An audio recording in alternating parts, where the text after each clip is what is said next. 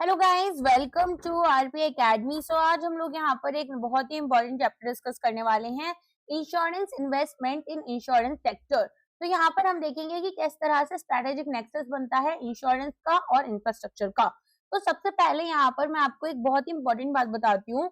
अब जैसे इंश्योरेंस के लिए हम प्रीमियम कलेक्ट करते हैं, राइट? हमारे पास में इंश्योरेंस के लिए प्रीमियम को कलेक्ट किया जाता है। अब ये जो प्रीमियम हम कलेक्ट करते हैं, इसमें क्या होता है कि यहाँ पर ये अमाउंट पूल की गई अलग अलग लोगों से, और इस अमाउंट को कंपनीज क्या करती हैं, एक सर्टेन जो सेक्शन है इस अमाउंट का, वो क्लेम के तौर पर अपने पास लिक्विड में रखना चाहती हैं, ताकि अगर कोई क्लेम जल्द में आ गया तो इनके पास लिक्विडिटी रहे। रिमेनिंग अमाउंट को इंफ्रास्ट्रक्चर प्रोजेक्ट्स और गवर्नमेंट बॉन्ड्स, दो जगह इन्वेस्ट किया जाता है। गवर्नमेंट बॉन्ड्स में यहाँ पर क्यों करते हैं? क्योंकि स्टेबल रिटर्न्स मिलते हैं और सेफ सिक्योरिटी है, कोई खास रिस्क नहीं है। और इंफ्रास्ट्रक्चर प्रोजेक्ट्स यहाँ पर लॉन्ग टर्म प्रोजेक्ट्स होते हैं जो कि हमारी इकोनॉमिक ग्रोथ को भी बूस्ट दे रहे हैं। तो अब आप यहाँ पर देखिएगा कि जो इंश्योरेंस कंपनीज हैं वो प्रोवाइडर बन जाती हैं पेशेंट कैपिटल के लिए। तो आप देखेंगे कि किस तरीके से जो इंश्योरेंस कंपनीज हैं उन्होंने आज प्रीमियम कलेक्ट करा और जो क्लेम्स हैं वो बाद में पे करने हैं। तो एक 25 साल के मान लो कोई पर्सन है जिन्होंने 30 साल का लाइफ इंश्योरेंस पॉलिसी लिया, तो यहाँ पर जो इंश्योरर है प्रीमियम हर साल कलेक्ट कर रहे हैं इनसे, और जो एक्चुअल पे आउट होगा वो 20 से 30 साल बाद होगा। तो इंश्योरर को अभी कोई शॉर्ट टर्म इन्वेस्टमेंट नहीं चाहिए, रेदर उनको यहाँ पर लॉन्ग ड्यूरेशन एसेट्स की जरूरत है। तो इसको आप कैसे समझेंगे कि अगर मैं कोई बैंक एफडी खोल रही हूँ तो वो कितनी है यहाँ पर, 5 से 7 साल की है, लाइक यहाँ पर। लेकिन अगर कोई इंश्योरेंस मनी है तो वो कैसी है, लॉन्ग टर्म कैपिटल इन्वॉल्व करती है। तो हमारे पास में अब यहाँ पर ये क्या बोल रहे हैं कि ऐसे एसेट्स में इन्वेस्ट करो जिसका कैश फ्लो मैच जो है वो कर यहाँ पर किसके साथ में करना चाहिए, फ्यूचर क्लेम पे आउट्स के साथ में। सपोज करो कि एक इंश्योरर है, उन्होंने यहाँ पर 100 करोड़ का पे आउट किया, ठीक है। अब वो कब किया उन्होंने 100 CR का, आफ्टर 20 ईयर्स, आफ्टर 20 ईयर्स उन्होंने 100 CR का पे आउट करा। तो आप क्या देखेंगे, आप देखेंगे कि यहाँ पर हम लाइबिलिटी मैचिंग के कॉन्सेप्ट के साथ जा रहे हैं, जिसमें कि हम यहाँ पर इन्वेस्ट कब कर रहे हैं, 20 ईयर के टोल रोड प्रोजेक्ट में कर रहे हैं, और यहाँ पर कोई भी शॉर्ट टर्म स्टॉक ट्रेडिंग जैसा तो है नहीं। तो अब सबसे पहले जो टोल रोड है फॉर एग्जांपल, ये आपका यहाँ पर 25 साल 20 साल इस तरह का एसेट है, और कैश फ्लो यहाँ पर जो स्टेबिलिटी है वो प्रेडिक्टेबल है। हमें पता है कि भाई टोल प्लाजा है, टोल प्लाजा से हमें अमाउंट तो मिलेगी ही। और अगर मैं बात करूं मैचिंग लायबिलिटी की, तो मैचिंग लायबिलिटी में भी मैं ऐसा बोल सकती हूँ कि हमें यहाँ पर ये देखने के लिए मिलेगा, ठीक है। तो जो फोर्स्ड सेलिंग थी, रिस्क था वो कम हो गया, लिक्विडिटी स्ट्रेस हमारे पास कम हो गया, और पॉलिसी होल्डर का रिस्क कम हो गया। तो पहले इन दो पॉइंट्स को पढ़ते हैं। Long term nature of insurance businesses. तो इंश्योरेंस पॉलिसीज स्पेशली जो लाइफ इंश्योरर्स होते हैं वो लॉन्ग टर्म फाइनेंशियल ऑब्लिगेशंस के ऊपर ऑपरेट करते हैं। प्रीमियम्स आज कलेक्ट करेंगे और क्लेम्स डिकेड लेटर पे करेंगे। अब ये जो स्ट्रक्चर है, यहाँ पर एक इन्वेस्टमेंट स्ट्रेटेजी होती है जिसमें प्रायोरिटाइज करते हैं हम long duration stable return assets, और अलाइन करेंगे फ्यूचर पे आउट्स के साथ में। लाइबिलिटी मैचिंग में हमारे पास एक कोर प्रिंसिपल क्या है कि जो इंश्योरर्स हैं वो लाइबिलिटी मैचिंग के साथ में जाते हैं कि जो मैच्योरिटी और कैश फ्लो है उनके एसेट्स के, वो टाइमिंग ऑफ फ्यूचर लाइबिलिटीज के साथ में मैच करें। लाइफ इंश्योरेंस हमारे पास अगर 20 साल में के बाद में पे आउट करना है, तो हमारा जो एसेट है जो हमने यहाँ पर इन्वेस्ट करा जिस इंफ्रास्ट्रक्चर प्रोजेक्ट में, वो भी 20 साल के ही यहाँ पर मैच्योरिटी रखेगा। तो लिक्विडेशन रिस्क हमारा कम हो गया। फॉर एग्जाम्पल मैंने 20 साल के लिए यहाँ पर एक लाइफ इंश्योरेंस पॉलिसी ली, अब 20 साल के बाद में यहाँ पर मुझे पे आउट चाहिए, और मेरी इंश्योरेंस पॉलिसी यहाँ पर जो थी वो इंश्योरर ने क्या किया, वो अमाउंट जो था वो भी एक 20 साल के लेटेस्ट से इंफ्रा प्रोजेक्ट में इन्वेस्ट करा, जहां से मुझे प्रेडिक्टेबल कैश फ्लोज होने वाले हैं आफ्टर 20 ईयर्स। तो यहाँ पर इंश्योरर आसानी से मुझे पे आउट कर पाएगा, यहाँ से कलेक्ट करेगा और यहाँ पर पे कर देगा। फाइन। सो यहाँ पर आप देखेंगे कि जो लिक्विडेशन रिस्क है वो हमारे पास से हट गया। इंश्योर करेंगे, लिक्विडेशन के रिस्क क्या होता है, मान लो मुझे किसी एसेट को बेचना है तो I have to liquidify it, meaning I am converting it into cash. Fine. So ensure करेंगे कि फंड्स हमारे पास अवेलेबल है जब भी हमें जरूरत है, और यहाँ पर फाइनेंशियल स्टेबिलिटी पॉलिसी होल्डर्स के लिए मेंटेन करेंगे। नेक्स्ट यहाँ पर आप देखेंगे ideal fit with infrastructure assets. तो अभी मैंने आपको समझाया था कि किस तरीके से इंफ्रास्ट्रक्चर एसेट्स में हमारे जो इंश्योरर्स हैं वो इन्वेस्ट करते हैं। देखो इंफ्रास्ट्रक्चर प्रोजेक्ट्स में क्या चाहिए इनको चाहिए भाई ह्यूज कैपिटल मिले और स्टेबल लॉन्ग टर्म इनकम मिले, और यहाँ पर जो लॉन्ग टर्म इनकम आ रही है उसकी बैकिंग भी गवर्नमेंट कॉन्ट्रैक्ट से ही होनी चाहिए। तो highway, rail, renewable energy plants, urban transport, water supply network, ये सब इनहेरेंटली कैपिटल इंटेंसिव है, लॉन्ग टर्म प्रोजेक्ट्स हैं, प्रेडिक्टेबल रिटर्न्स देते हैं और इन्फ्लेशन लिंक्ड कैश फ्लोज होते हैं। अगर इन्फ्लेशन बढ़ेगा तो कैश फ्लोज भी अकॉर्डिंगली बढ़ जाएंगे। तो यहाँ पर हम देखते हैं कि एक नेचुरल मैच बन गया ये इंश्योरर के लॉन्ग डेटेड लाइबिलिटीज का। समझ में आ गया कैसे? तो यहाँ पर अगर मान लो एक सोलर पावर प्लांट है तो इलेक्ट्रिसिटी सेल करेंगे ये अंडर 25 इयर्स का पीपीए, और या फिर एक हाईवे है टोल कलेक्ट करेगा 30 साल के लिए। तो ये जो कैश फ्लो है ये सिमिलर है जैसे इंश्योरेंस लाइबिलिटी है। तो लॉन्ग टर्म लाइबिलिटीज और लॉन्ग टर्म एसेट्स मिलकर फाइनेंशियल स्टेबिलिटी हमें गिफ्ट कर रहे हैं। क्लियर? चलो नेक्स्ट आ जाते हैं लिक्विडिटी प्रीमियम।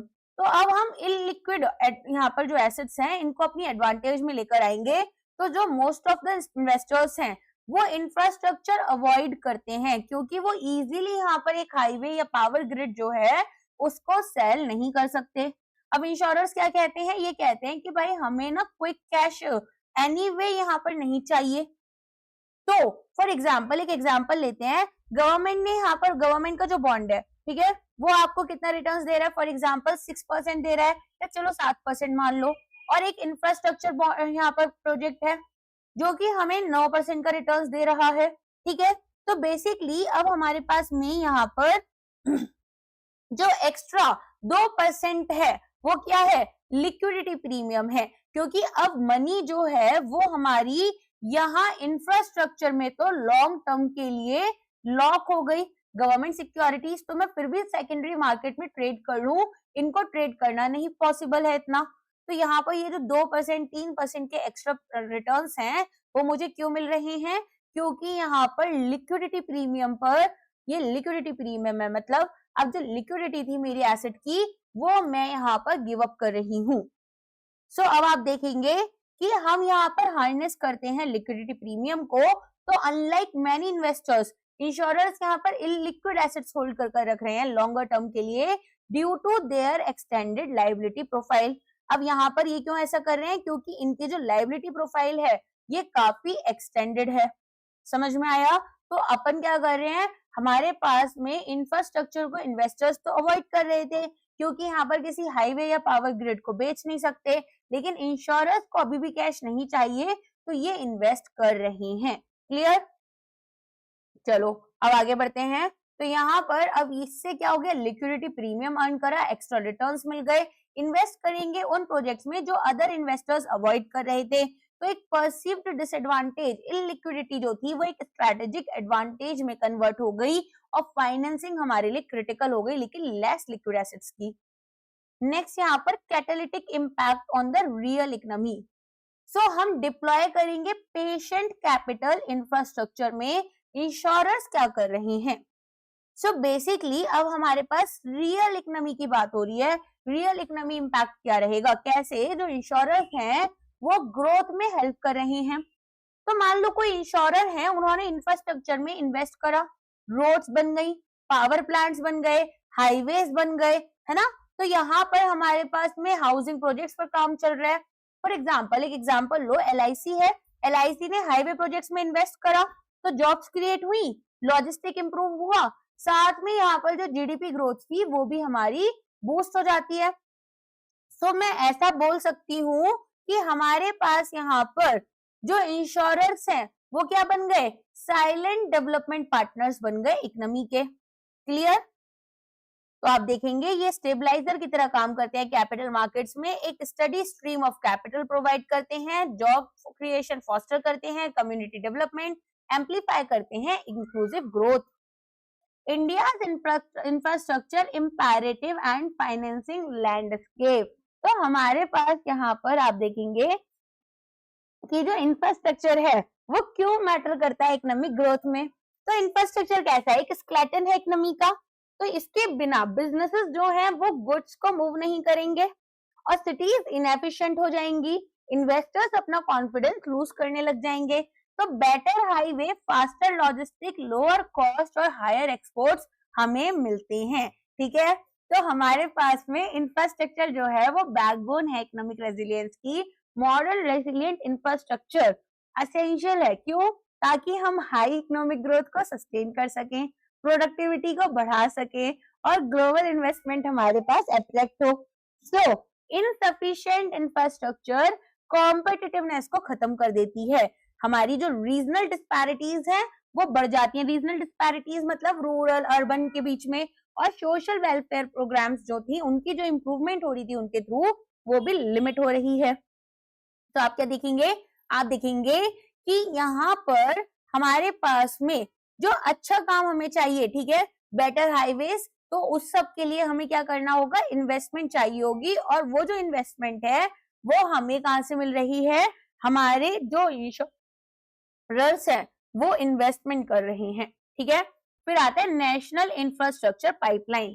तो ये एक विजनरी प्रोग्राम था जो कि यहाँ पर लॉन्च किया गया, और एक यहाँ पर एनआईपी जो है टारगेट करता है outlay of 111 crore rupees, that is 1.5 trillion dollars between 2020 to 2025। ठीक है, अब यहाँ पर एक बार चेक कर लेना, इसका क्या पता डेडलाइंस जो है वो बढ़ गई हो। तो यहाँ पर करते क्या है, देखो ये ना मैसिव इन्वेस्टमेंट करते हैं इंफ्रास्ट्रक्चर में। फॉर एग्जाम्पल आपके पास में एनर्जी है, रोड्स हैं, ठीक है, इसके अलावा यहाँ पर रेलवेज, अर्बन डेवलपमेंट, तो ये कुछ की सेक्टर्स हैं जिसमें ये इन्वेस्ट करते हैं। तो मान लो अगर 100 रुपीज की इन्वेस्टमेंट गवर्नमेंट प्लान करती है, 100 रुपीज की इन्वेस्टमेंट हमारी गवर्नमेंट ने प्लान किया, चलो 1000 रुपीज ले लेते हैं। अब इसमें सेंट्रल, स्टेट और आपकी यूनियन गवर्नमेंट्स आ जाती हैं, या फिर प्राइवेट इंस्टीट्यूशनल लेते हैं। ठीक है, तो यहाँ पर 39 रुपीज मानकर चलो सेंट्रल गवर्नमेंट के हो गए, 40 रुपीज आपके स्टेट गवर्नमेंट के पास चले गए, और 21 रुपीज जो हैं वो हमारे किसके पास चले गए? प्राइवेट इंस्टीट्यूशंस के पास चले गए, या इनको 390 लिख लो, इस तरीके से लिख लो। ठीक है, तो अब यहाँ पर आपको क्या समझ में आ रहा है? आपको समझ में ये आया कि वो जो 21 रुपीज का शेयर है, ये वो शेयर है जहां पर इंश्योरेंस कंपनीज हमारी आती हैं। समझ में आ गया? सो नेशनल इंफ्रास्ट्रक्चर पाइपलाइन क्या है? एक 5 साल का यहाँ पर प्रोजेक्ट है जिसको इंडिया में डेवलप किया करने के लिए वर्ल्ड क्लास इंफ्रास्ट्रक्चर लेकर आए थे, क्वालिटी ऑफ लाइफ को इम्प्रूव करना था, और जो 5 ट्रिलियन इकोनॉमी हमें बनानी थी उसको ये सपोर्ट करता है। तो यहाँ पर हमें एक स्ट्रक्चर्ड, कोऑर्डिनेटेड, ट्रांसपेरेंट फ्रेमवर्क लेकर आना था। क्लियर है? चलो आगे बढ़ते हैं। अब यहाँ पर बात हो रही है नेशनल मोनेटाइजेशन पाइपलाइन की। तो नेशनल मोनेटाइजेशन पाइपलाइन में क्या होगा? देखो यहाँ पर की सेक्टर्स मैंने आपको जो बताए थे वही हैं, और ये 75% ऑफ हमारी प्लान इन्वेस्टमेंट आते हैं। अब यहाँ पर फंडिंग स्प्लिट की बात कर लेते हैं। 39% central government, 40% state government, 21% private sector. Highlight करेंगे push for greater private and institutional capital. National monetisation pipeline, यहाँ पर क्या होगा? देखो नेशनल मोनेटाइजेशन पाइपलाइन को कैसे समझोगे कि अब हमें रोड्स नहीं बिल्ड करनी है, ठीक है, विद दैट गवर्नमेंट क्या कर रही है? यहाँ पर लीज कर रही है एग्जिस्टिंग एसेट्स को to private investors. Existing assets जो हैं उनको हम प्राइवेट इन्वेस्टर्स के पास में लीज पर दे रहे हैं। तो अनलॉक करेंगे वैल्यूज एग्जिस्टिंग ब्राउनफील्ड एसेट्स से by leasing them to private players. इन एसेट्स को मोनेटाइज किया जाएगा ताकि road, rail network, power grid और टेलीकॉम टावर्स जो हैं इनको हम इंक्लूडेड रखें।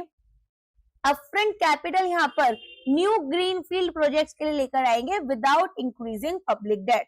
सो बेसिकली हुआ क्या ओवरऑल? फॉर एग्जांपल, एक एग्जांपल लो, गवर्नमेंट ने लीज करा एक ऑपरेशनल हाईवे 30 साल के लिए, ठीक है, 30 साल के लिए यहाँ पर एक ऑपरेशनल हाईवे था। ऑपरेशनल हाईवे मतलब ये हाईवे आपका यहाँ पर वर्क कर रहा था और गवर्नमेंट ने इसे लीज किया। अब क्योंकि गवर्नमेंट ने इसको लीज किया है तो इंश्योरेंस कंपनीज आती हैं जो कि इस लीज में इन्वेस्ट करेंगी और गवर्नमेंट को अपफ्रंट कैश मिल जाएगा। फिर यहाँ पर हमारे पास में आप देखेंगे कि जो इंश्योरर्स हैं उनको स्टडी टॉल इनकम की जरूरत होगी, ठीक है। अब इनको यहाँ पर टॉल इनकम जो है वो स्टडी इसकी जरूरत होगी, तो गवर्नमेंट को फंड्स मिलेंगे नए प्रोजेक्ट्स के लिए, इंश्योरर्स को यहाँ पर स्टेबल लॉन्ग टर्म रिटर्न्स मिल जाएंगे। और रोल यहाँ पर हमारे पास में क्या रहेगा कि जो नए प्रोजेक्ट्स है, ठीक है, वो अब यहाँ पर और ज्यादा डेवलप हो रहे हैं। फिर आता है स्ट्रेंथनिंग इंस्टीट्यूशनल फ्रेमवर्क। यहाँ पर हम क्या कर रहे हैं, क्रिएशन हुआ नफिड का। नफिड क्या है, डेवलपमेंट फाइनेंस इंस्टीट्यूशन है, जिसको यहाँ पर क्यों लेकर आए कि भाई इंफ्रास्ट्रक्चर जो है उस पर काम करना है। तो चैनलाइज करना था इंस्टीट्यूशनल कैपिटल को, जिसमें कि पेंशन और इंफ्रास्ट्रक्चर फंड्स को हम इंक्लूड करते हैं लार्ज इंफ्रास्ट्रक्चर प्रोजेक्ट्स के साथ में। सो बेसिकली यहाँ पर नफिड एक ब्रिज की तरह काम करेगी प्रोजेक्ट्स और लॉन्ग टर्म इन्वेस्टर्स के बीच में। अब आप मानकर चलो कि हमारे पास यहाँ पर एक मेट्रो प्रोजेक्ट है, ठीक है, तो अगर एक मेट्रो प्रोजेक्ट है और उसमें 10,000 करोड़ रुपीस का हमें जरूरत है, तो डायरेक्ट इंश्योरर इन्वेस्टमेंट करना तो बहुत रिस्की हो जाएगा। अब नफिड क्या करेगी, वो यहाँ पर क्रेडिट एनहांसमेंट प्रोवाइड कर रही है। अब क्रेडिट एनहांसमेंट प्रोवाइड करेगी तो यहाँ पर स्ट्रक्चरिंग फाइनेंसिंग करेगी, जिसमें कि इंश्योरर को सेफ फील होगा जब वो इन्वेस्ट कर रहे हैं। सो बेसिकली यहाँ पर एक ब्रिज बन गया प्रोजेक्ट और लॉन्ग टर्म इन्वेस्टर्स के बीच में। क्लियर है? चलो, तो यहाँ पर आप देखेंगे कि नफिड स्ट्रक्चर्ड फाइनेंसिंग प्रोवाइड करती है, क्रेडिट एनहांसमेंट और रिस्क को मिटिगेट करती है। सेक्टोरल आउटलुक की बात कर ले तो सिग्निफिकेंट ग्रोथ अपॉर्चुनिटी देखी गई है। इंडिया का जो कंस्ट्रक्शन सेक्टर है, यहाँ पर इंश्योरर्स अलोकेट कर रहे हैं ओनली अराउंड 6% इंफ्रास्ट्रक्चर में, जिसमें कि जो कंस्ट्रक्शन सेक्टर है वो ग्रो करेगा 7.1% हमारा 2025 में, among the fastest in IMEA region. इसके बावजूद यहाँ जो इंस्टीट्यूशनल इन्वेस्टर्स हैं, जिसमें कि इंश्योरर्स भी इंक्लूडेड हैं, ये अलोकेट करेंगे केवल 6% अपने फंड्स का इंफ्रास्ट्रक्चर में, well below the global average. तो एक ह्यूज अनटैप्ड पोटेंशियल हमें इंक्रीज पार्टिसिपेशन के लिए चाहिए, अनेबलिंग इको पॉलिसी इकोसिस्टम। तो गवर्नमेंट का क्लियर रोड मैप है एक NIP और NMP के थ्रू, जिसमें कि जो रेगुलेटरी अनेबलर्स हैं वो फोकस करते हैं ब्लेंडेड फाइनेंस के ऊपर, कंबाइन करेंगे पब्लिक फंड्स को प्राइवेट कैपिटल के साथ, और एनवायरमेंट जो है वो यहाँ पर राइप होता है इंश्योरर्स के लिए टू स्केल अप इन्वेस्टमेंट।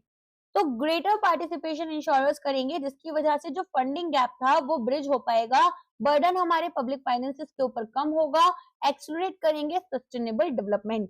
तो बेसिकली हम यहाँ पर क्या कर रहे हैं, जो मैसिव ग्रोथ अपॉर्चुनिटी है इंडियन इंश्योरर्स के लिए, उसको टैप करना चाहते हैं, जो अभी तक अनटैप्ड पोटेंशियल में आ जाती है।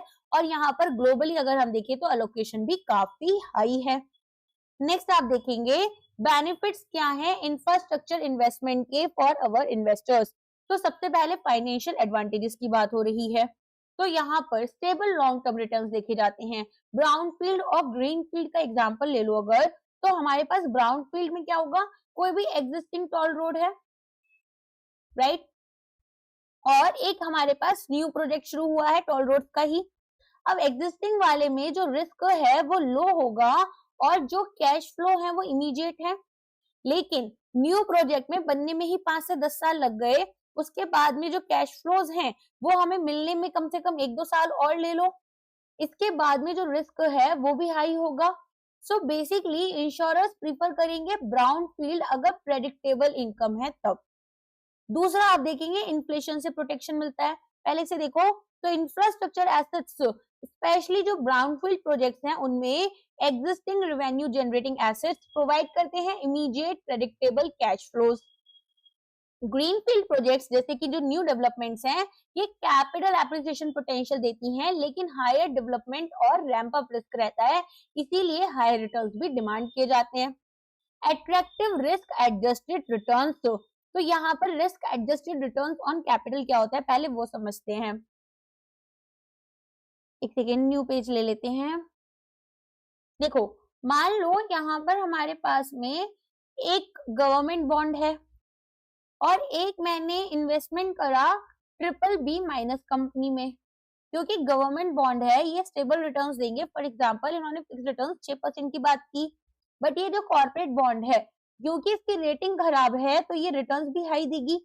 इसने यहाँ पर रिटर्न्स दिए फॉर एग्जांपल 10% के, तो ये जो 6% है ये तो रिस्क फ्री रिटर्न्स का पार्ट है, रिस्क फ्री रिटर्न्स। बट वो जो रिमेनिंग 4% का डिफरेंस इनके बीच में है, ये 4% क्या है, रिस्क प्रीमियम है, वो रिस्क जो मैं ले रही हूँ ताकि मुझे एक्स्ट्रा रिटर्न्स मिले। तो यही हमारा risk adjusted return on capital होता है। और अगर हम इक्विटी से कंपेयर करें या अदर ट्रेडिशनल एसेट क्लास से, इंफ्रास्ट्रक्चर में लॉन्ग टर्म कैश फ्लो की जो वोलेटिलिटी है वो थोड़ी सी लोअर होती है और प्रेडिक्टेबल इनकम स्ट्रीम्स होती हैं। तो यहाँ पर insurers long dated predictable liabilities को एफिशिएंटली मैनेज भी कर पाते हैं। अब बहुत सारे infrastructure revenues for example tolls, utility fees, ये इन्फ्लेशन लिंक्ड होती हैं, एक नेचुरल हेजिंग प्रोवाइड करती हैं अगेंस्ट इन्फ्लेशन। सो बेसिकली बहुत सारे इंफ्रास्ट्रक्चर रेवेन्यूज जो हैं वो इन्फ्लेशन के साथ में बढ़ते जा रहे हैं। तो टोल चार्जेस हमारे ईयरली बढ़ रहे हैं, इलेक्ट्रिसिटी के जो टैरिफ्स होते हैं वो भी पीरियोडिकली रिवाइज होते हैं। तो अगर इन्फ्लेशन बढ़ेगा तो इंश्योरर की इनकम भी बढ़ेगी और इसी से जो रियल रिटर्न्स हैं वो भी हमारे प्रोटेक्ट हो रही हैं। तो एक नेचुरल हेजिंग हमें मिल जाती है अगेंस्ट इन्फ्लेशन, जो कि क्रिटिकल है ताकि हम प्रिजर्व करें real returns over decades. Next यहाँ पर डाइवर्सिफिकेशन एंड पोर्टफोलियो रेजिलियंस। तो इंफ्रास्ट्रक्चर ना कैसा बिहेव करता है, डिफरेंट बिहेव करता है। कब? इक्विटी मार्केट के लिए और कॉर्पोरेट बॉन्ड्स के लिए। अगर मैं केवल इक्विटी मार्केट्स की बात करूं तो जो स्टॉक मार्केट है वो फॉल करता है ग्लोबल रिसेशन की वजह से।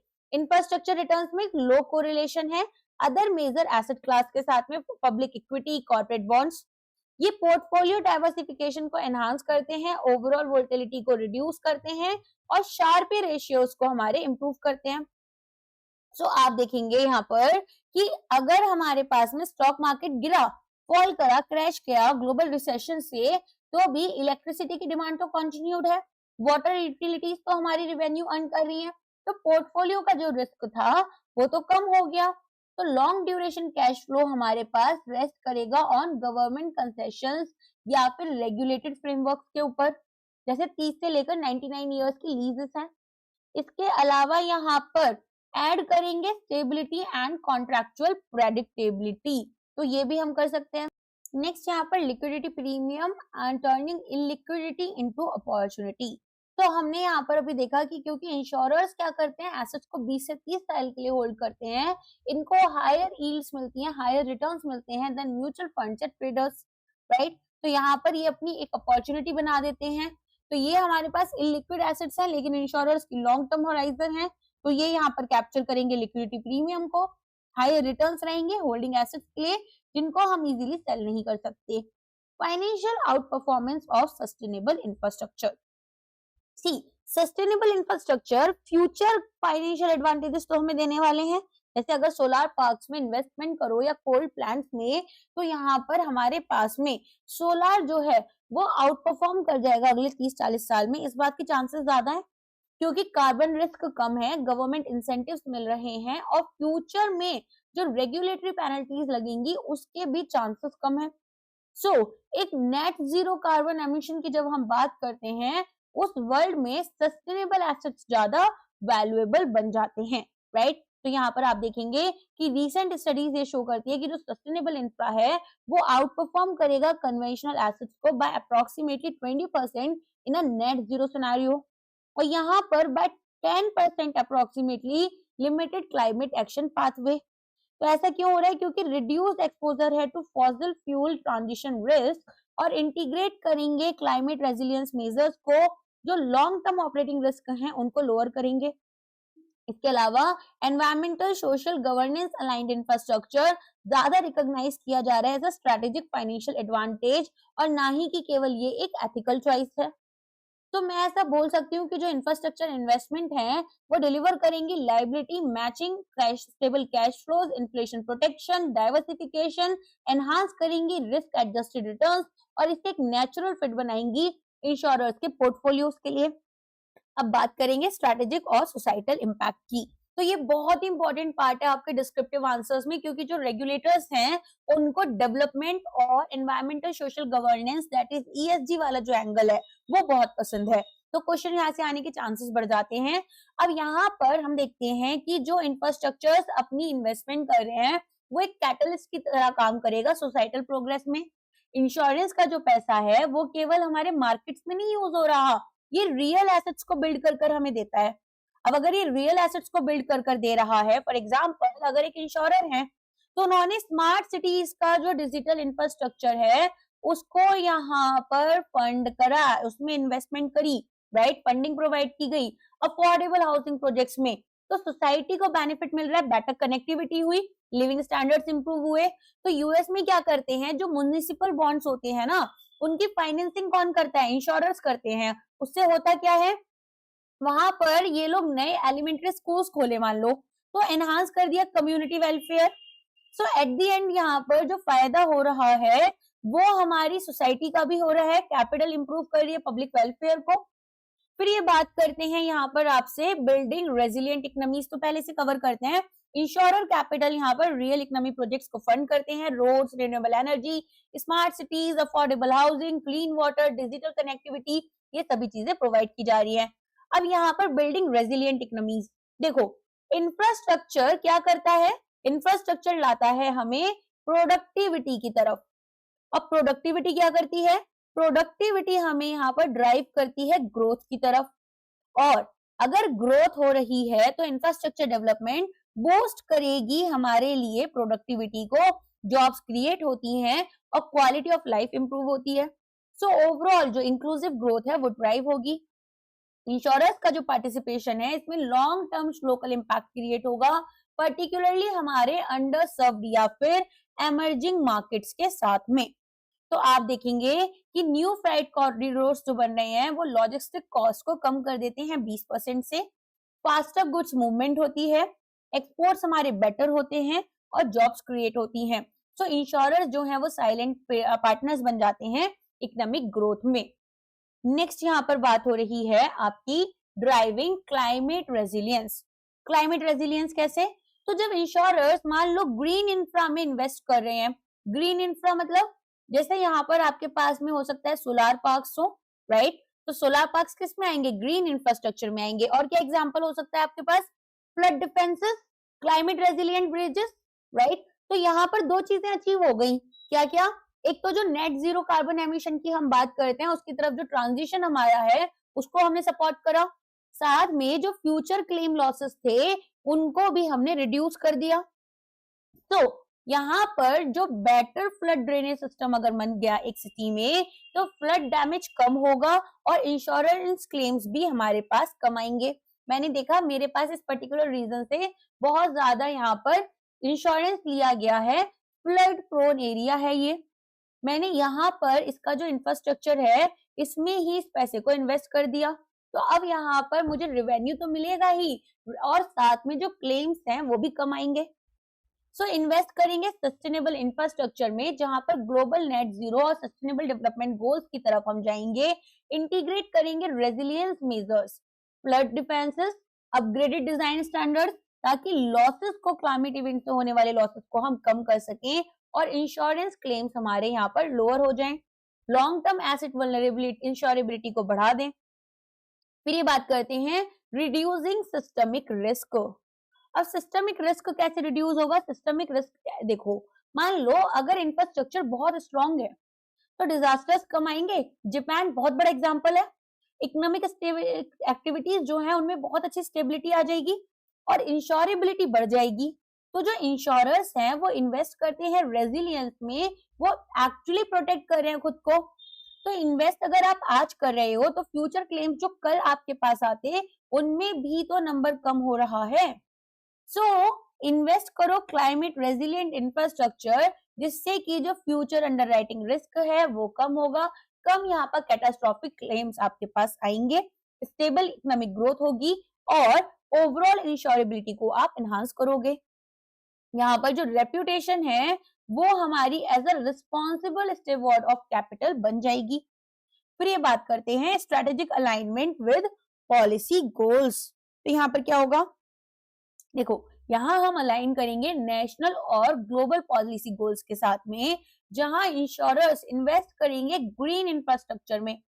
तो कंट्रीज अपने क्लाइमेट टारगेट्स को अचीव करेंगी। आपको वो पता है ना एनडीसीज वाले जो रहते हैं, जिसमें कि हम अपने खुद के एनडीसीज बताते हैं कि हमारे पास में नेशनली डिटरमिन्ड कंट्रीब्यूशन कितना रहेगा, राइट। तो यहाँ पर वो सभी जो हमारे गोल्स हैं उनके बारे में ये बात करते हैं कि नेशनली डिटरमिन्ड कंट्रीब्यूशन कितना होना चाहिए, उसको हम इम्प्रूव कर पाएंगे। साथ में जो ESG इन्वेस्टर्स हैं उनको भी कॉन्फिडेंस आता है और फाइनेंस अपॉर्चुनिटीज ब्लेंडेड वंस हमारी बढ़ जाती हैं, जिससे कि हमारा इंटरनेशनल कैपिटल फ्लो जो है वो भी इम्प्रूव हो रहा है। तो आप देखेंगे इंश्योरर का जो कैपिटल है वो कंट्रीज को हेल्प करता है कि वो अपने नेशनली डिटरमिन्ड कॉन्ट्रीब्यूशंस को मीट करें, ग्रीन ट्रांजिशन टारगेट्स को अचीव करें, और ये जो सिनर्जी है ये ब्लेंडेड फाइनेंस अपॉर्चुनिटीज लेकर आती है इंटरनेशनल इन्वेस्टर्स जो कि ESG इम्पैक्ट यहाँ पर, ठीक है, क्रिएट करना चाहते हैं, वो भी उनको भी कॉन्फिडेंट फील होगा। अब आते हैं नेक्स्ट पार्ट पर, which is regulatory framework, IRDAI guidelines and directives. तो अब हम समझेंगे कि यहाँ पर जो रेगुलेटरी साइड का रोल है वो क्या है। सबसे पहले of course role of IRDA, insurance regulatory and development authority of India, ये डिसाइड करती है कि कहां पर इन्वेस्टर्स इंश्योरर्स इन्वेस्ट कर सकते हैं, कितना रिस्क ये ले सकते हैं, और कैसे जो पॉलिसी होल्डर्स का पैसा है, पॉलिसी होल्डर्स की मनी है, वो हमें प्रोटेक्ट करनी है। ठीक है, तो यहाँ पर हमारे पास में एक एग्जांपल लेकर समझते हैं कि अगर एक इंश्योरर चाहता है कि वो 1000 करोड़ इंफ्रास्ट्रक्चर में इन्वेस्ट करे, तो IRDA के रूल्स इंश्योर करेंगे कि जो इन्वेस्टमेंट क्वालिटी है वो सेफ हो, रिस्क एक्सपोजर इनका कंट्रोल रहे, और पॉलिसी इंटरेस्ट जो है वो पहले आना चाहिए। तो हिस्टोरिकल कंटेक्स्ट में आप देखेंगे इन्वेस्टमेंट फ्रेमवर्क इवॉल्व कर रहा है ओल्डर रूल्स जैसे कि IRDAI की इन्वेस्टमेंट रेगुलेशन और अर्लियर अमेंडमेंट से, जैसे कि 5th अमेंडमेंट रेगुलेशन 2013, जो इन्वेस्टमेंट एसेट्स को डिफाइन करती हैं, प्रिस्क्राइब्ड पैटर्न्स लेकर आती हैं हाउसिंग और इंफ्रास्ट्रक्चर अलोकेशंस के। अब हमारे पास मेजर ओवरऑल आता है 2024 में। यहाँ क्या होगा, तो हमारे पास में हम देखेंगे कि कैसे इवोल्यूशन होता है इन्वेस्टमेंट रेगुलेशंस का। तो पहले जो फ्रेमवर्क थे वो रूल बेस्ड बनते थे, इन्वेस्टमेंट में जो लिमिट्स थी वो फिक्स्ड थी। अब यहाँ पर प्रॉब्लम क्या थी, इंफ्रास्ट्रक्चर फाइनेंसिंग में तो फ्लेक्सिबिलिटी चाहिए। सो IRDAI ने ग्रेजुअली मूव करना शुरू करा प्रिंसिपल बेस्ड रेगुलेशन, जहां पर गवर्नेंस और रिस्क मैनेजमेंट को ध्यान में दिया जाएगा, इंश्योरर्स को ज्यादा स्ट्रेटेजिक फ्रीडम हम देंगे। तो 2024 में IRDA ने सिंप्लीफाई कर दिया रेगुलेशंस को। पहले हमारे पास 37 रूल्स थे जिनको 7 रूल्स में मर्ज कर दिया गया, कंसोलिडेट कर दिया गया। अब हमने यहाँ पर कुछ नए रेगुलेशंस भी ऐड करे ताकि एफिशिएंसी को बढ़ाएं। तो यहाँ पर ये जो प्रिंसिपल बेस्ड मैंने बात बोली, इसका मतलब क्या होता है, यहाँ पर जो ये प्रिंसिपल बेस्ड बात है आखिर इसका मतलब क्या है। सपोज करो कि एक यहाँ पर हमारे पास इंश्योरेंस कंपनी एक्स है, ठीक है। अब यहाँ पर इसको बोला जाता है कि वो केवल लेट अस से 10% इस पर्टिकुलर कैटेगरी में इन्वेस्ट कर सकती है।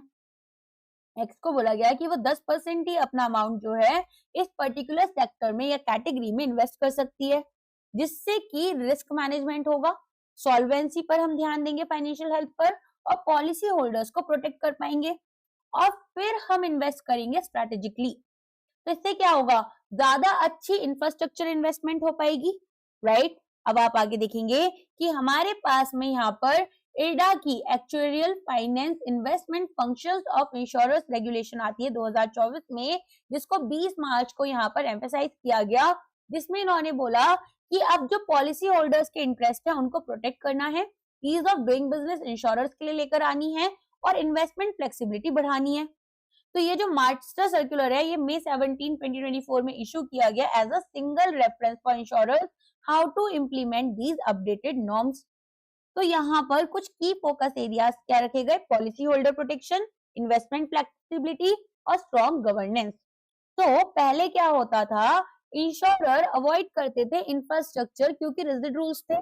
अब रिस्क हमारा प्रॉपर्ली मैनेज किया जा रहा है क्योंकि इंश्योरर्स अलोकेट करेंगे ज्यादा फंड्स लॉन्ग टर्म एसेट्स में, ठीक है। तो अब आप देखेंगे, अब हम एक मॉडर्न प्रिंसिपल बेस्ड रिजीम की तरफ जा रहे हैं, जहां पर इंश्योरर्स डिप्लॉय करेंगे मोर कैपिटल डायनेमिकली और मेंटेन करेंगे स्ट्रॉन्ग गवर्नेंस। सो अप्रूव्ड इन्वेस्टमेंट एवेन्यूज की बात कर रहे हैं फॉर इंफ्रास्ट्रक्चर। तो हमारे पास में यहाँ पर आप देखते हैं कि क्या क्या हमारे पास जो इन्होंने अभी तक चीजों को अलाउ करा है। तो सबसे पहले IRDA ने आउटलाइन किया मल्टीपल अप्रूव्ड इंस्ट्रूमेंट्स ताकि हम हेल्प करें इंश्योरर्स को कि वो इन्वेस्ट करें एक्टिवली इंफ्रास्ट्रक्चर लाइफ साइकिल में और मैनेज करें रिस्क और मैचिंग लाइबिलिटीज को। तो asset backed securities, pass through certificates and security receipts. क्या है ये? वो सिक्योरिटीज जो कैश जनरेटिंग एसेट्स जैसे home loan, infra loan, toll road receivables, ये यहाँ पर आपकी सिक्योरिटीज हैं, कैश जनरेटिंग एसेट्स की तरह काम करते हैं। तो यहाँ पर बोला गया कि जो मेजॉरिटी एक्सपोजर है वो हाउसिंग या इंफ्रास्ट्रक्चर में जाना चाहिए और जो रेटिंग है वो AAA होनी चाहिए। फिर ये बात करते हैं long term bonds bye banks. एक एग्जांपल दूं आपको, मान लो एक बैंक है जिसने 1000 इंफ्रास्ट्रक्चर लोन्स यहाँ पर, देखो सिक्योरिटाइजेशन कैसे होता है मैं समझाती हूँ। मेरे पास 1000 इंफ्रास्ट्रक्चर लोन्स थे, मैंने इन इंफ्रास्ट्रक्चर लोन्स को एक बंडल बनाया, बंडल बनाकर यहाँ पर सेल कर दिया एक स्पेशल पर्पस व्हीकल को। स्पेशल पर्पस व्हीकल ने इनको ना डिवाइड करा अलग अलग रिसिप्ट में, जैसे बॉन्ड्स खरीदते हैं, शेयर्स खरीदते हैं, ऐसे ही, ठीक है। और इनको बोलते हैं पीटीसी, पास थ्रू सर्टिफिकेट्स। और इनको किसको सेल कर दिया? इन्वेस्टर्स को सेल कर दिया।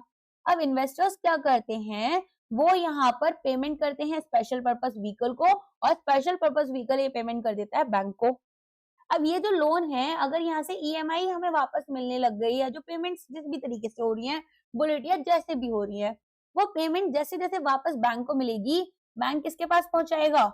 हमारे इन्वेस्टर्स के पास में पहुंचाएगा। तो इन्वेस्टर्स को तो ये रेगुलर इनकम होने लग गई, और बैंक को एक साथ उनका पैसा वापस मिल गया, जिसके थ्रू वो दूसरे नए एसेट्स को फाइनेंस कर सकते हैं। आगे समझ में? तो ये होता है asset backed securities, pass through certificates और सिक्योरिटी रिसिप्ट के अंडर। क्लियर है? चलो अब यहाँ पर आप देखेंगे कि इंश्योरर्स ने पीटीसी सर्टिफिकेट को यहाँ पर खरीदा और रिसीव करा कैश फ्लो लोन रीपेमेंट के फॉर्म में। तो डाइवर्सिफाइड एक्सपोजर हो रहा है instead of single project risk. Next ये बोल रहे हैं long term bonds issued by banks. तो यहाँ पर देखो क्या होगा, बैंक्स क्या करेंगे, वो लॉन्ग टर्म मनी चाहते हैं अपने लिए। तो recognise if proceeds finance infrastructure and affordable housing. So basically हुआ क्या, बैंक ने लॉन्ग टर्म मनी स्पेसिफिकली यहाँ पर फंड करने के लिए अफोर्डेबल हाउसिंग और इंफ्रास्ट्रक्चर प्रोजेक्ट्स के लिए रेस करी। अब इंश्योरर्स जो होते हैं वो इन बॉन्ड्स को खरीद लेंगे। तो एक बैंक ने लेटर से 15 साल के लिए इंफ्रास्ट्रक्चर बॉन्ड निकाला, जिसमें कि वो 8% का इंटरेस्ट इनकम पे करेंगे, और यहाँ पर जो पैसा है वो चला गया लेटर से अफोर्डेबल हाउसिंग प्रोजेक्ट की तरफ।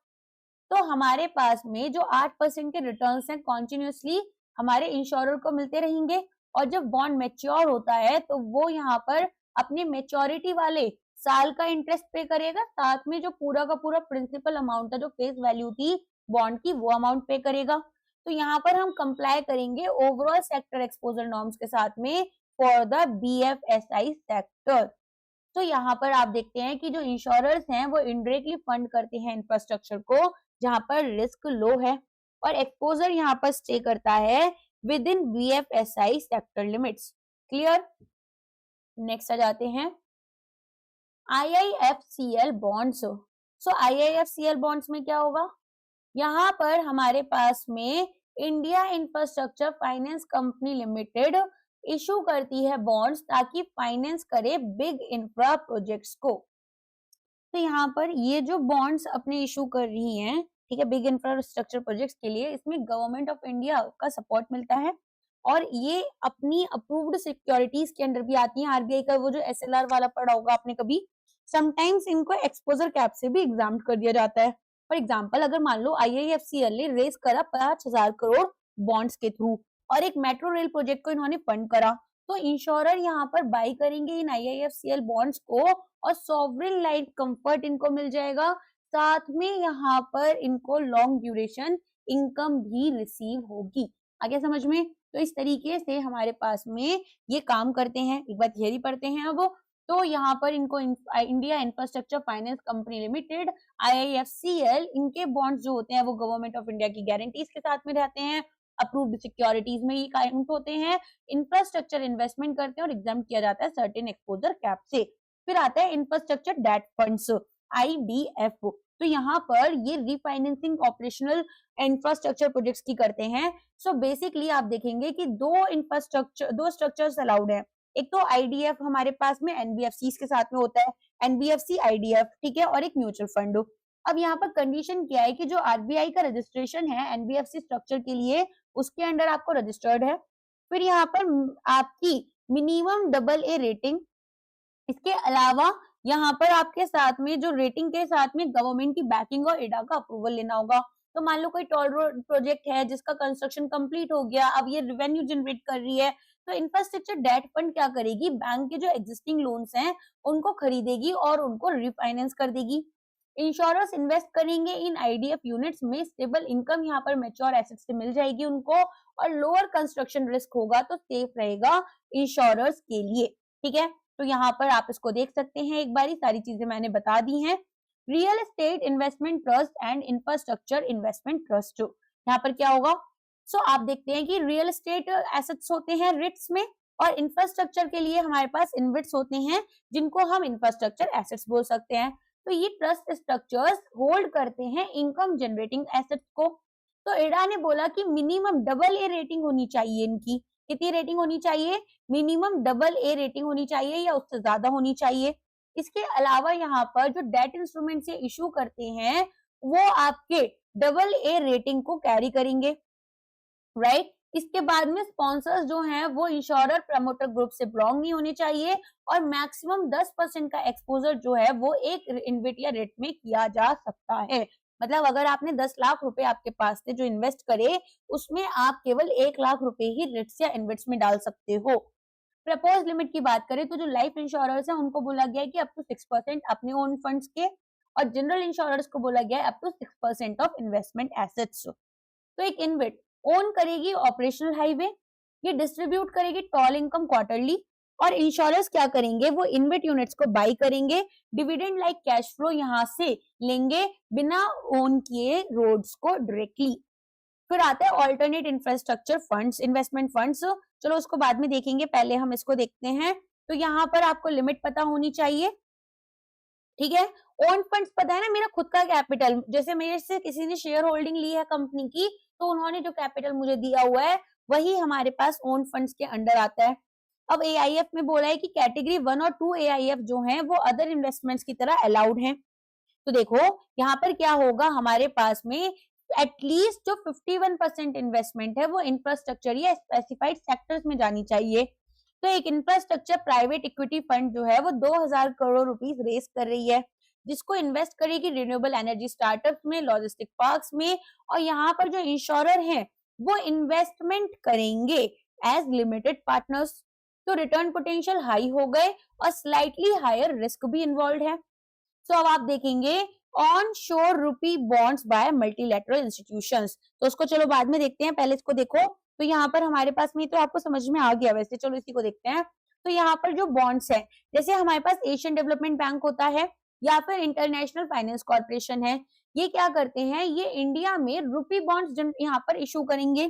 कंडीशन क्या है कि ये सिक्योरिटीज के अंडर कंडीशन ये है कि गवर्नमेंट, हमारी सेंट्रल गवर्नमेंट इनको सिक्योरिटीज का दर्जा देगी और ये रेटिंग नॉर्म्स को मीट करने चाहिए।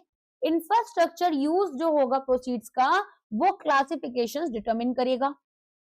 तो यहाँ पर आप जो प्रोसीड्स, जो हमें अमाउंट मिलने वाली है, जो फंड्स मिलने वाली हैं, वो इंफ्रास्ट्रक्चर को फंड करें, और यहाँ पर ये इंफ्रास्ट्रक्चर अलोकेशन की तरफ जाएगा, अदरवाइज ये बीएफएसआई एक्सपोजर में ही काउंट किया जाएगा।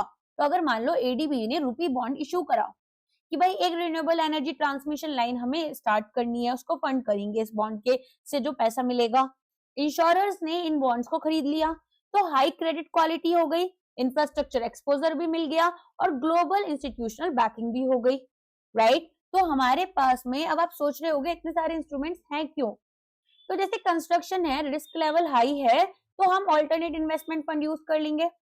अगर मान लो हमारे पास अर्ली ऑपरेशंस हैं, रिस्क लेवल मीडियम है, तो हम इंफ्रास्ट्रक्चर डेट फंड यूज करेंगे। अगर मैच्योर एसेट्स हैं तो रिस्क लेवल हमारे पास कम है, हम इन्वेट्स बॉन्ड्स इनको यूज करते हैं। और अगर डाइवर्सिफाइड लोन्स हैं तो रिस्क हमारा लो से मीडियम रहेगा, इसीलिए हम एसेट बैक्ड सिक्योरिटीज या फिर पास थ्रू सर्टिफिकेट्स यूज करते हैं।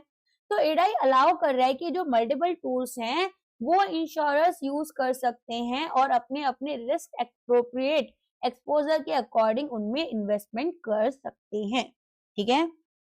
एक बार समराइज करूं इस पूरे को, तो आपके पास में एसेट बैक्ड या पास थ्रू सर्टिफिकेट्स या सिक्योरिटी रिसिप्ट कैसे थे, सिक्योरिटाइज्ड यहाँ पर इंफ्रा कैश फ्लोज आपको मिल रहे थे, जिसमें रेटिंग जो है वो आपकी AAA थी।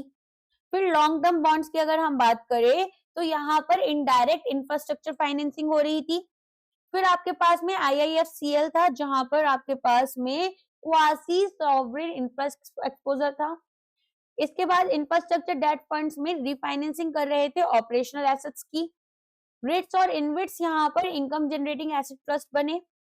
ऑल्टरनेट इन्वेस्टमेंट फंड्स की अगर हम बात करें तो ये क्या कर रहे थे, ये हमारे लिए higher return infrastructure fund provide कर रहे थे। और जो ADB या IFC बॉन्ड्स थे वो मल्टीलैटरल रुपी लोन्स की तरह हमें हेल्प कर रहे थे। क्लियर है?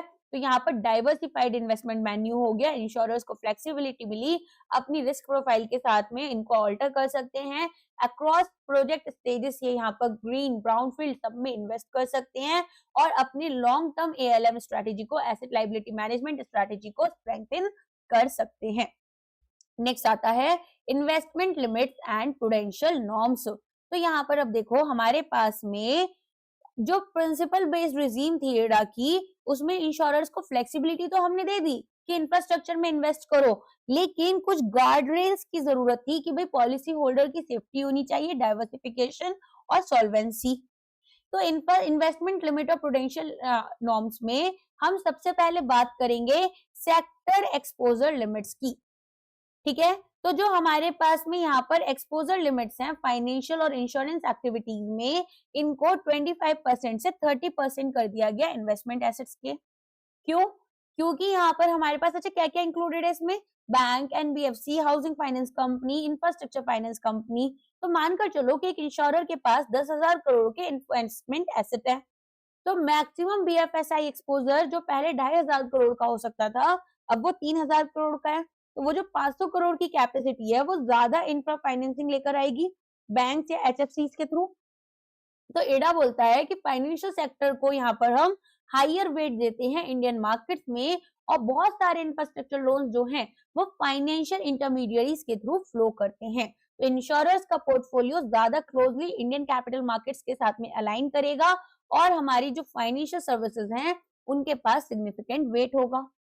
फिर जो पब्लिक होल्डिंग नॉर्म्स हैं इनविट्स या रिट्स के लिए, उनको ये लोअर करते हैं। ये पहले बोलते हैं कि देखो जो इनविट और रिट थे ना, इसमें 30% पब्लिक होल्डिंग चाहिए, जिसको बाद में प्रपोज जो किया गया है वो ये किया गया है कि 25% कर दो, ताकि इंस्टीट्यूशनल इन्वेस्टर्स जैसे कि इंश्योरर्स हैं इनकी जल्द से जल्द एंट्री हो पाए। तो अगर मान लो कोई इनविट है जिसके पास में 8,000 करोड़ पे हाईवेज का, यहाँ पर हाईवेज है, तो हमारे पास पब्लिक होल्डिंग जो है वो 2400 CR होनी चाहिए। ओनली 2000 CR जो हैं वो हमारे पास कैसे होंगे, 8,000 करोड़ के हमारे इंफ्रास्ट्रक्चर हैं, इसका 30% कितना हो गया, 2400 हो गया। तो ये तो इतना तो हमारे पास पब्लिक होल्डिंग के थ्रू होगा। और जो 2000 करोड़ हैं अब केवल उसकी जरूरत होगी, पहले 2400 की थी, अब केवल 2000 की जरूरत होगी। तो जितने ज्यादा इन्वेस्ट क्वालिफाई करेंगे इंश्योरर्स को, उतनी ही इन्वेस्टमेंट ऑप्शंस और ज्यादा मिल जाएंगे। फिर और क्या बोलते हैं ये, फिर ये एक और इंपॉर्टेंट बात करते हैं क्रेडिट क्वालिटी स्टैंडर्ड्स की। तो स्ट्रिक्ट प्रूडेंशियल नॉर्म्स की बात कर रहे हैं, जहां पर ये बोलते हैं कि एडा फोकस करेगा हैवीली क्रेडिट रेटिंग्स के ऊपर। तो एटलीस्ट 75% जो डेट इंस्ट्रूमेंट्स हैं वो AAA या फिर इक्विवेलेंट होने चाहिए। ठीक है, फिर इंस्ट्रूमेंट्स जो हैं उनको हम रेट कर सकते हैं, लेकिन ये अनरेटेड अगर हैं तो इनको प्रोहिबिट किया जाएगा। तो corporate bonds must be minimum AA rated to count as approved investment. और इंस्ट्रूमेंट जहां पर कोई रेटिंग तो है, लेकिन ये यहाँ पर instrument that can be rated, इनको रेट तो कर सकते हैं लेकिन ये है अनरेटेड, ये अलाउ नहीं किए जाएंगे। तो मान लो इंश्योरर का जो डेट पोर्टफोलियो है लेट अस से कितना है, 5000 CR का है, तो 5000 का यहाँ पर 75% कितना हो जाएगा, यहाँ पर आपके पास में जो मिनिमम AAA एक्सपोजर है वो कितना होना चाहिए, 3750 CR का इनका यहाँ पर AAA रेटेड एक्सपोजर मिनिमम होना चाहिए, ताकि जो डिफॉल्ट होने के चांसेस हैं वो कम हो काउंटर पार्टी के और इनकम स्टेबल मिले पॉलिसी होल्डर्स को। फिर सिंगल प्रोजेक्ट एक्सपोजर की बात करते हैं कि भाई कॉन्सेंट्रेशन रिस्क जो है इसको अवॉइड करने के लिए इंश्योरर्स 20% इक्विटी और डेट का किसी एक इंफ्रास्ट्रक्चर पब्लिक कंपनी में इन्वेस्ट कर सकते हैं, इससे ज्यादा नहीं। और अगर एक्स्ट्रा चाहिए तो 5% और डेट एक्सपोजर अलाउ किया जाएगा, लेकिन इसमें बोर्ड ऑफ डायरेक्टर्स का अप्रूवल लगेगा। तो बैलेंस्ड फ्लेक्सिबिलिटी और रिस्क कंट्रोल की बात हो रही है। अब यहाँ पर कुछ इंपॉर्टेंट टेबल्स हैं जिसको आपको जानना चाहिए, सो अब हम इसके बारे में समझेंगे। ठीक है, ये समझ में आ गया ना आपको सिंगल प्रोजेक्ट एक्सपोजर का। तो मान लो आपके पास में 20,000 करोड़ के इन्वेस्टमेंट एसेट है, तो बेस लिमिट 4,000 करोड़ की है, लेकिन बोर्ड अप्रूवल के थ्रू आप 5,000 करोड़ तक यहाँ पर इन्वेस्ट कर सकते हो किसी एक इंफ्रास्ट्रक्चर पब्लिक कंपनी में। तो यहाँ पर too big to fail exposure जो था वो हमने बचा लिया। अब हम यहाँ पर बात कर रहे हैं कि किस तरीके से जो रिस्क लॉजिक है वो काम करता है।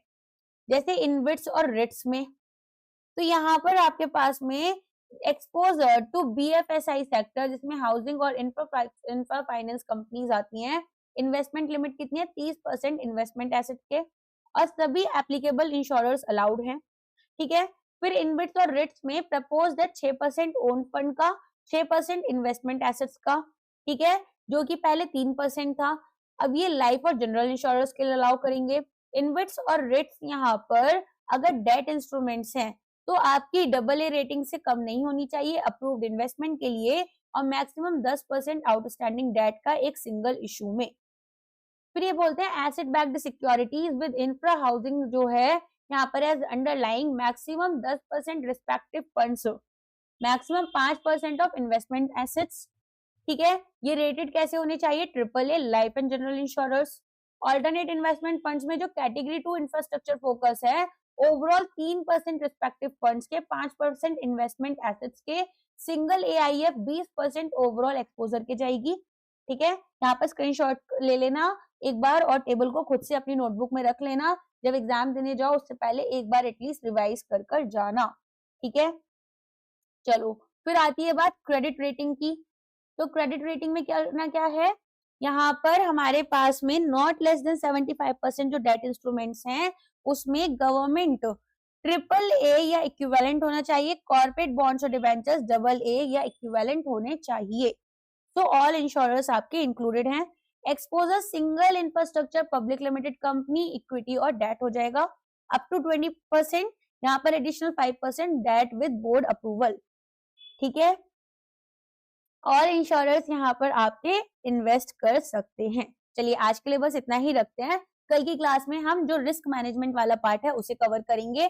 आई होप लेक्चर आपको पसंद आया होगा।